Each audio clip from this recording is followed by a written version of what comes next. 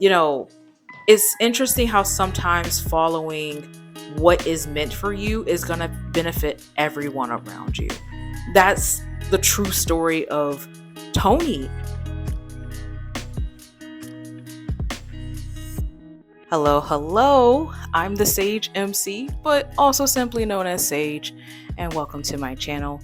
This is my first ever video. So, if you're actually seeing this and this ended up on your I'm saying for you page, but I don't know what YouTube calls it. If it ends up on your front page, congrats.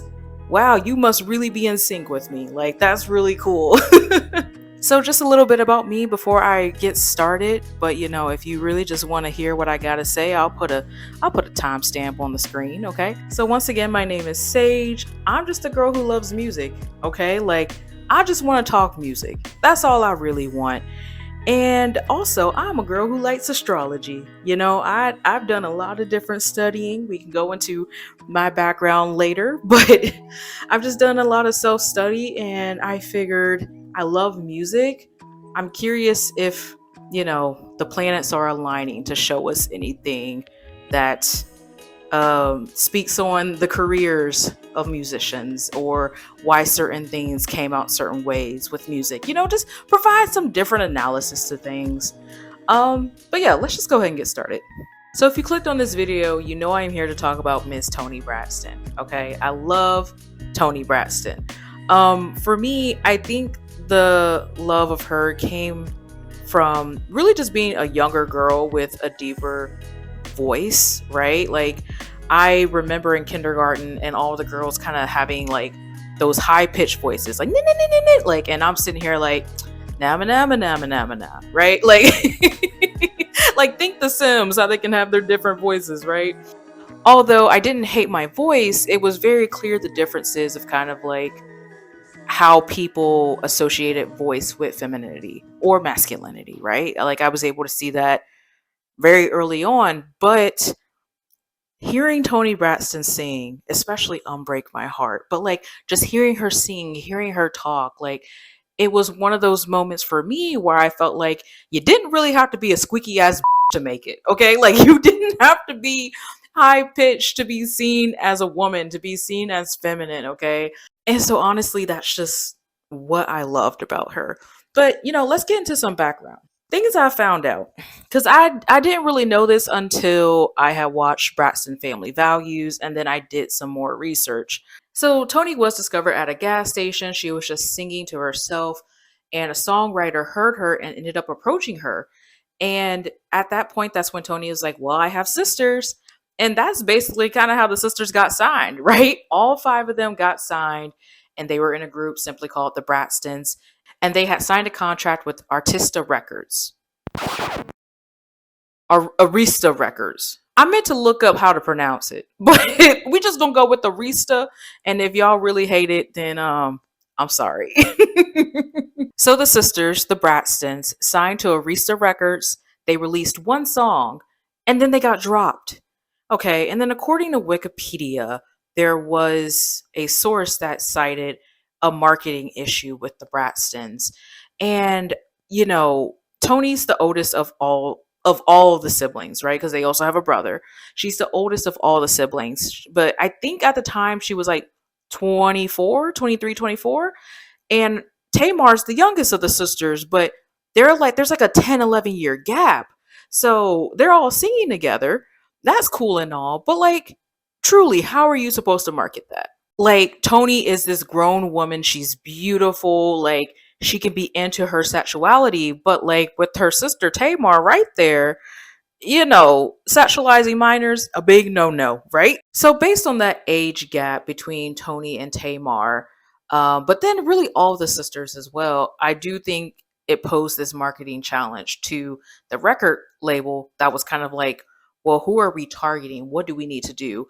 And this is interesting because obviously, like, there's so many sibling groups, right? Take the Jonas Brothers, for example. Um, Three brothers, Kevin, Joe, and Nick. I had to remember the three brothers, right?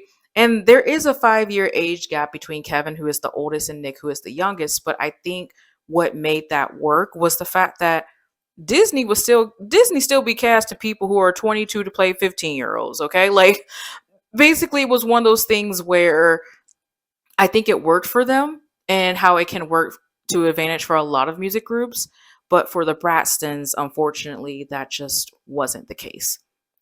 So, moving on, they get dropped, but LA Reid and Babyface were starting out their record label, LaFace Records, and they approached Toni about a solo career.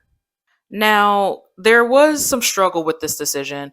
If you have ever watched the Braxton Family Values, you see that Toni talks about this. She talks about the fact that she has held guilt about being the chosen one.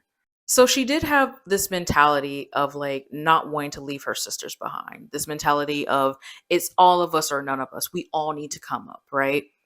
Um, but that's just not how it worked out. And, I decided to look at the astrology of this because I found this really interesting. So, reasons why I kind of feel like she was destined to be solo based on what I found in her chart. Okay. So, I'm going to point to two big placements, both in the sign of Leo. She has her Jupiter placement in Leo as well as her Mars placement in Leo. And if you know anything about the sign of Leo, it is an expression sign. It is creativity. It's being bold. It's being brave, confident, right? It really is an I'm that energy. So, yes, Leo is truly an I'm that energy. And then, of course, you have the planet Jupiter. Jupiter represents growth, expansion, optimism, luck. So that one placement, Jupiter and Leo, really states that she is meant to thrive through creative expression, through that individual expression. I mean, Leo is a star. Leo is big energy, right? It's meant to be seen. She also has natal Mars and Leo, which with Mars is about drive, it's about action, energy, ambition, right? Once again, with that being in Leo and Leo being that sign of expression, like there is a lot of drive and ambition to be seen, right? She has that drive to be bold and make bold decisions. And I really just feel like those two placements there are kind of like, you're not meant to be in the sidelines and blend in with your sisters. Like, while it's admirable, girl, you were meant to be up there. You were meant to be up there. So it's kind of funny because I think probably at the time, now I'm Toni Braxton knows she's that now. I've been watching some of her performances and she has her microphone pole that just says Toni on it. And I fucking love it, right? But I'm sure at the time, I don't think she was fully aware of her power, of her allure to just be up there and with the spotlight on her. So I just brilliant. So anyway, let's continue on. So she signs the solo contract with LaFace Records and she does start to record her debut album. Now, while she is recording that, a movie called Boomerang, which was starring Eddie Murphy, was releasing, and Babyface was the producer on that soundtrack. So through her connections with LaFace Records, she was able to get a solo track on the Boomerang soundtrack as well as a duet with Babyface, which really put a spotlight on her and bringing anticipation up for her debut album. So finally, after all of the trials and tribulations to get to this point, Toni Braxton releases her self-titled debut album on July 13th, 1993. And it goes to number one on the billboards, y'all. Like, she's a star. Some of the critics' reviews were interesting. Some people were like, "Oh, it's a great first album," but like, so what? Like, some people really just felt like the content of her album wasn't that great, even though she sounded beautiful. They were just kind of like, meh. And you know, I did listen to the first album. It sounds like a 90s album. It I can kind of see what they're getting at, but of course I love Toni Braxton's voice and I think that's basically why people were listening. She sounds beautiful. She has such a different tone that even nowadays we don't fully hear anymore. I love it, okay? But yeah, went to number one on the billboard, so the haters. But you know what? Let's actually get into the astrological analysis of this album, okay? So I'm actually going to start with Saturn. If you know anything about astrology, people talk about your Saturn return. They say you're going to learn something today, right? Daddy Saturn. Okay. So, what I find interesting is that Saturn was sitting at 29 degrees Aquarius. Her Saturn return was approaching. It actually did ingress into Pisces, but then it retrograded back out of Pisces weeks before her album release. So, basically, the universe was saying, hey, we'll let you set the foundation first, but then once we push Saturn into Pisces, kicking off your Saturn return, we're going to refine all of these details. And I love that for her. Like Saturn really is a planet that is about structure, is about foundation, but it's also going to switch up some things if they ain't working, okay? But I love that it gave her a break for her debut album. It was like, you know what? We'll let you get this album out, and then we'll start working on the other pieces that need to be worked on. So also we're going to talk about a few other transits, right? But let's actually move on to one that I found really amusing. So earlier I talked about her Leo placements, Jupiter in Leo as well as Mars in Leo. And at this time, Chiron was transiting Leo. So if you don't know anything about Chiron, the sign of Chiron is the wounded healer, right? It is exposing any wounds you may have around really anything, okay? So basically, Chiron was approaching her Mars and Leo. As a reminder, Mars and Leo being a powerful drive around Toni's creative expression and her making those bold decisions. And in some ways, I could potentially argue that it shows up in her vocal power, right? But with Chiron approaching Mars and being conjunct here, it is revealing a wound around being seen and taking that action to be seen and thinking about how will people perceive what I have done here, which is her putting out this album. She made that action to go solo and put out this album. And now she's like, oh shit, people are going to see me. How are they seeing me? But here's the big thing. A lot of the other transits happening in the universe really were incredibly beneficial to her natal chart. Okay. So, for example, I mentioned Jupiter being the planet of luck. And so it approaches her sun in Libra as well as being conjunct her Venus in Libra. I think that really highlighted her identity, who she is outside of her sisters, right? Outside of the group she was in. But I also feel like Jupiter being conjunct Venus highlights her beauty, her magnetism, her attraction. And really, it's like, oh shit, like this is why she is beautiful. This is why we should be seeing her. Like it's really expanding um her identity and who she is and her beauty. It was also Cancer season. So the sun was in Cancer, as well as Mercury being nearby her natal moon. I saw this, I kind of interpret this as a spotlight on her heart, a chance for her to really speak from her perspective as like a person of who she is. And that I actually do feel like that's what this album was. Have watched a few interviews and she's like, I don't remember what show it was, but some show was kind of like, wow, you're such a beautiful person. I couldn't really see you having issues with love as much as you talk about heartbreak on your album. And she's like, while love is such a beautiful thing, we all have our own issues. We should all see the different sides of what love is. And a lot of it is heartbreak, some of it is jealousy.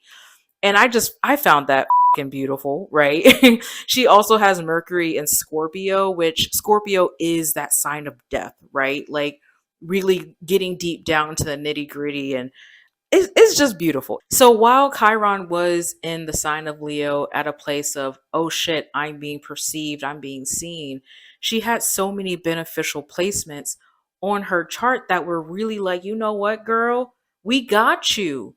We got you. Everyone is gonna love this. And honestly, once again, the album went to number one. The album went to number one. Everyone loved it. Okay. So, thinking back on things that she has said in interviews, looking at her astrology chart, honestly, her solo success benefited the whole family. It opened up doors, it created opportunities that wouldn't have existed otherwise. And, you know, it's interesting how sometimes following what is meant for you is going to benefit everyone around you. That's the true story of Toni, in my opinion. You know, um, she really was just kind of sitting here being like, I'm comfortable with my sisters. I want to be loyal and faithful to my sisters. It's all of us or nothing. And I think she was trying to stand on business to be there with her family, but it's great that she went for it because it gave them all a light. It put the spotlight on them. And honestly, if you have watched Braxton Family Values, there is something so beautiful about each one of those sisters. I have cracked up. I it's such a great show. It's such a great show, and it has put a spotlight on them and their family and how beautiful that they are. But imagine if Toni Braxton was like rejected the opportunity to go solo. I feel like it's possible her mom has something to do with it in a sense of like, if you don't go out there and do this, like this is meant for you, right? Because remember, actually, I didn't mention this before. Toni dropped out of college to pursue music. She was actually, I think it was mentioned that she was going to be a teacher. She was going to school to be a teacher, but she ended up dropping out of college to pursue music with her sisters. And think if she was really like, nah, it's my sisters, it's all of us, or I'm not doing it. Like, it's kind of like, why'd you drop out of college then, girl? Like, make that big, bold choice, man. I know that there was some discord there, but I'm really happy she made the big, bold choice, Mars and Leo, right, to go solo. So honestly, it's just great that she made that choice to go solo, to build that career, to have that breakthrough. Like it was great for all. So yeah, that's what I have to share about Toni Braxton. I actually haven't touched upon so much. I haven't touched upon uh her signature song on Break My Heart. I haven't touched upon the lawsuit that she was in and things that happened following the her second album release. Grammy winning, hello, like this woman, she was doing the damn thing, and I haven't even touched upon the rest of it. So if this is something you're interested in and hearing me talk even more about Toni, like let me know in the comments. I can always do a part two. There's always so much more to say. Um, and I hope you just enjoyed what I had to say here. As I mentioned, I'm just a girl who loves music, who also loves astrology, and I just want to put out my voice and my perspective and my analysis. So, yeah, if you have anything you'd like to say, leave it in the comments. I hope you would give this video a like so I know that you are enjoying it and really just encouraging me to continue putting myself out there. Well, until next time, you all have a great day. Once again, I'm SageEmcee. Let the music shine on you.